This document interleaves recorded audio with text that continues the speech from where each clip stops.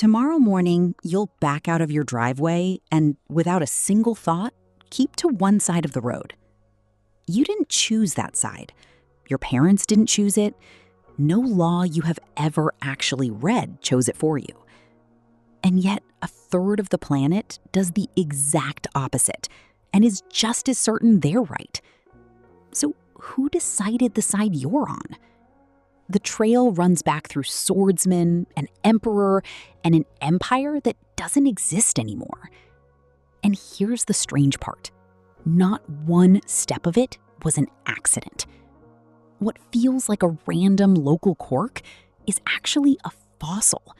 The frozen result of how men carried their weapons, how many horses pulled a cart, and which army reached your country first. You've been obeying the winner your whole life. You just never knew there was a fight. Start with how invisible it is.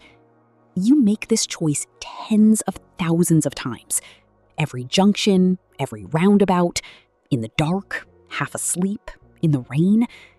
And you have never once, as an adult, decided it. It was handed to you, fully formed, non-negotiable, the first time you sat behind a wheel. That's the tell. Anything you obey that completely, without ever choosing it, wasn't natural. It was installed. So let's find out who installed it. For most of human history, the answer was simple. The world kept left. Not by law, by blade. Most people are right-handed, then as now, around 9 in 10. A right-handed man on a road 800 years ago wore his sword on his left hip and drew it across his body with his right hand. Walk on the left, and your sword arm stays between you and the stranger coming the other way. Walk on the right, and you've turned your weak side to every person you pass. There's more. You mount a horse from the left. You swing your right leg over, which is far safer done at the roadside than in the middle of oncoming traffic. So riders kept left too. And that same instinct runs deeper than roads. The reflex to lead with your open right hand, to show a stranger it holds no blade, is one we still perform every day. We call it a handshake. We are not just guessing at this. In a Roman quarry in England, archaeologists found the ruts worn deeper on the left-hand side of the road leaving the pit. The loaded carts, the heavy ones, keeping left as they hauled the stone out. Left wasn't a preference. For a right-handed, armed, wary species, left was simply correct. So how did most of the world end up on the right? The answer starts, of all places, with a cart. In the late 1700s, freight in France and America began moving on enormous wagons, teams of horses hauling farm goods and cargo.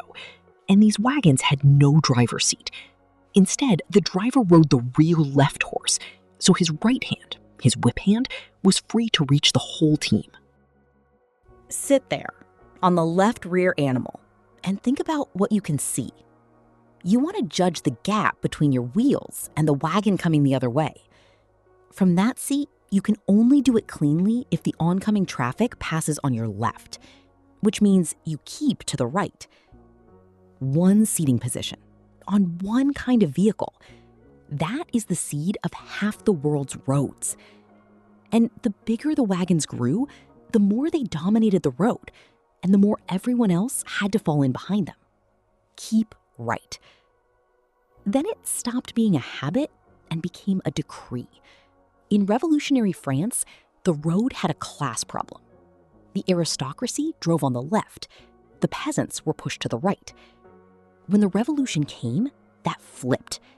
The aristocrats who wanted to keep their heads started blending in on the right, with everyone else.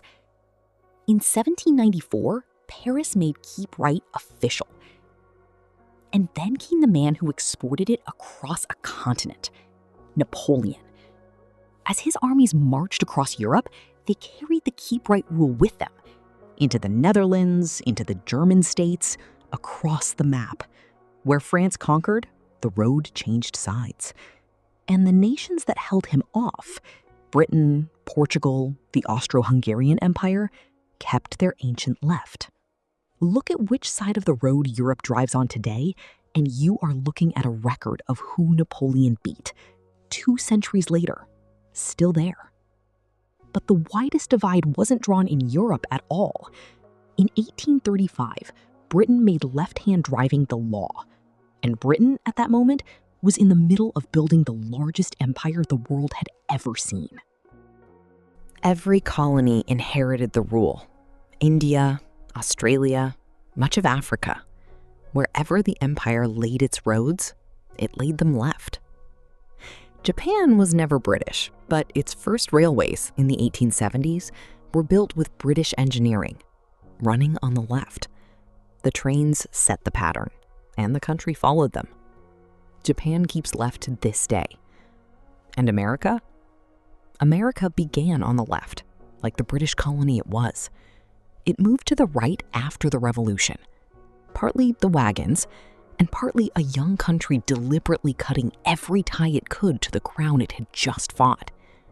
Even the road became a way to stop being British. Then Henry Ford drove in the final nail. His Model T put the driver on the left, 15 million times over. And a nation of left-seated drivers was never crossing back. So here is what you are actually seeing when you look at the world's roads. Not geography, not climate, not common sense. A map of empires. Old blades, old wagons, old conquests, frozen in place, long after the swords rusted and the flags came down. Today, only 4 countries in Europe still keep left: Britain, Ireland, Malta, Cyprus. And every one of them is an island the emperor's armies never reached. And once this thing is frozen, it is almost impossible to thaw. Ask Sweden. By the 1960s, Sweden drove on the left, hemmed in by neighbors who drove on the right, with nearly every car in the country built for right-hand roads anyway. It made no sense. So the government resolved to switch the entire nation. Overnight. They called it Dagen H. The 3rd of September, 1967. In the small hours, every road in the country emptied. At 4:50 in the morning, a horn sounded, and every vehicle in Sweden came to a dead stop in the street. For 10 minutes, a whole nation sat frozen on the wrong side of the road. Then, at exactly 5 a.m., they crept across to the other side and began again. It took years of planning, 360,000 new road signs. It cost the equivalent of well over $100 million. And here is the part that matters. In a referendum, more than 80% of Swedes had voted against it. They did it anyway. That is how heavy this invisible thing is. To move the side of the road, a country has to stop time, spend a fortune, and overrule its own people. Because you are not changing a rule. You are fighting 800 years of habit. So tomorrow, when you back out of that driveway and drift to your side of the road without a thought, remember what you are actually obeying. A right-handed swordsman's caution, a cart driver's seat, an emperor's supply lines, an empire's map.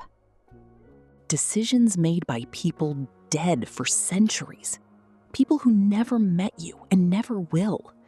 And yet their hands are on your hands right now, this moment, and every moment you drive, for the rest of your life.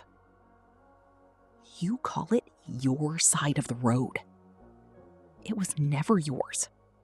You only inherited which side of a very old argument you happen to be born on.